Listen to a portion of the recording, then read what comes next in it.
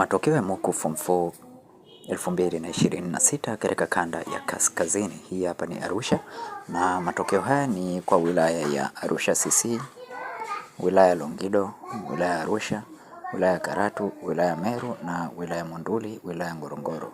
Kwa tutakwenda kuangalia matokeo haya. Let's say unataka kuangalia katika wilaya hii ya Arusha, utafungua katika wilaya ya Arusha na hapa utaweza kuona shule zote za wilaya hii ya Arusha. Kwa mfano shule hii ya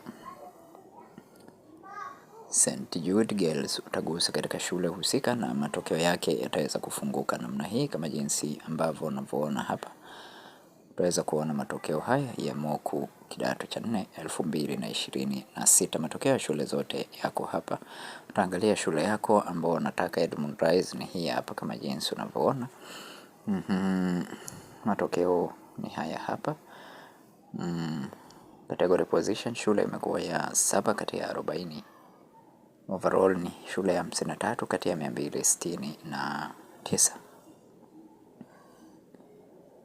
Division 1 mpaka 3 asilimia 73, Division 1 mpaka 4 asilimia 98, Division 0 ni asilimia 1. Kwa shule imefanya vizuri, na kwa hiyo ambao unataka kupata matokeo haya kisha unajoin katika grupu letu la WhatsApp, link nimekuwekea katika description ya video hii. Join, lakini pia tuandikie katika sehemu ya comment section matokeo ya mkoa gani ambao unatarajia au unatamani kuyapata na kuyaangalia matokeo haya. Tuandikie katika sehemu ya comment section na sisi tutakuletea matokeo hayo. Utayapata pia katika group letu la WhatsApp. Usahau pia kusubscribe, kulike na kushare video hii kwa wengine wengi zaidi ili waweze kupata taarifa hizi. Asante na karibu.